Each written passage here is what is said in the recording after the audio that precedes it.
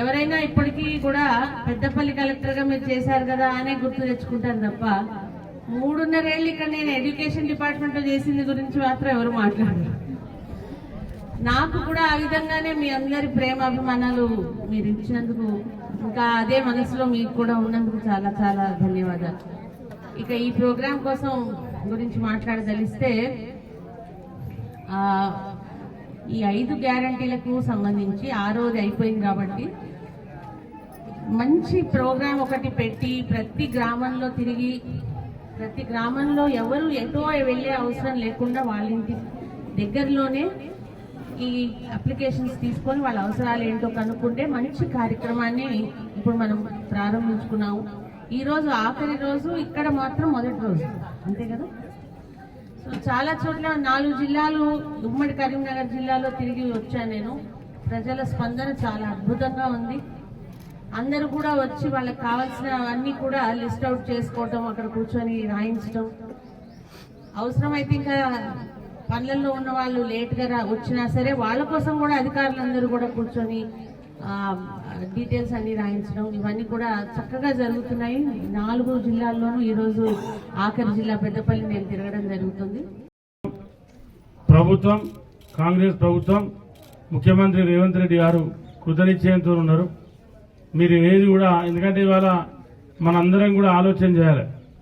ఇవాళ మనం ఇక్కడ నుండి కరీంనగర్ వెళ్ళాలంటే ఈ నుంచి వెళ్ళి కాట్నపల్లి, నర్సాపూర్ పోవాలి, ఎలిగేట్ దాటాలి, నర్సాపూర్ దాటాలి, కాట్నపల్లి దాటాలి, ఆ తర్వాత గర్రెపల్లి దాటాలి, దానికన్నా ముందు నర్సాపల్లి దాటాలి, దుబ్బపల్లి దాటాలి, ముగ్దుంపూర్ దాటాలి, దురిసేడు దాటాలి, బొమ్మకల్ దాటాలి, ఇరుకుల దాటాలి. ఇన్ని దాటినాక కరీంనగర్ వస్తుంది. కాబట్టి ఇవి కూడా ఎట్లా టాప్కు అతి తొందరలోనే రాబోయేటువంటి అతి తొందరలోనే అన్ని 6 గ్యారంటీలను ఇవ్వడానికి కాంగ్రెస్ ప్రభుత్వం సిద్ధంగా ఉంది. కానీ దాన్ని మరిచిపోయి మరికొంతమంది ఏదో మాట్లాడే ప్రయత్నం చేస్తూ ఉన్నారు. మీరు ఏది నమ్మవలసినటువంటి అవసరం లేదు, నమ్మే పని లేదు.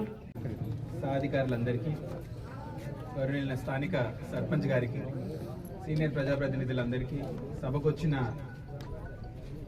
సభలో ఉన్న వాళ్ళందరికీ నమస్కారం, ప్రెస్ మిత్రులకి నమస్కారం. చాలా మంచి రోజమ్మా ఈరోజు. నవ్వుతూ ఉండాలి మీరంతా. మీ గ్రామానికే ఈ సేవలని అందించడానికి ప్రభుత్వమే మీ గ్రామంకి రావడం జరిగింది. మీరు పెట్టిన ప్రతి పథకాన్ని పకడ్బందీగా మేము తొందరలోనే తెల్ల కాగితం పైన ఈ అప్లికేషన్లో లేకపోయినా రేషన్ది కూడా మీరు ఇచ్చేళ్ళండి. రేషన్ కూడా ప్రభుత్వం అనేది తొందరలోనే ఒక నిర్ణయం తీసుకుంటుందని చెప్పడం జరిగింది. సో ఆ అవస్థ కూడా మీరు పడే అవసరం లేదు. ఇంకా మీకు ఎటువంటి కష్టం ఉన్నా కానీ ఈ సభలు మనం 4 నెలలకు ఒకసారి పెట్టుకోవడం జరుగుతుంది ప్రభుత్వం ఆదేశం మేరగా. ఏ కష్టం ఉన్నా కానీ మీరు కాగితం రాయండి.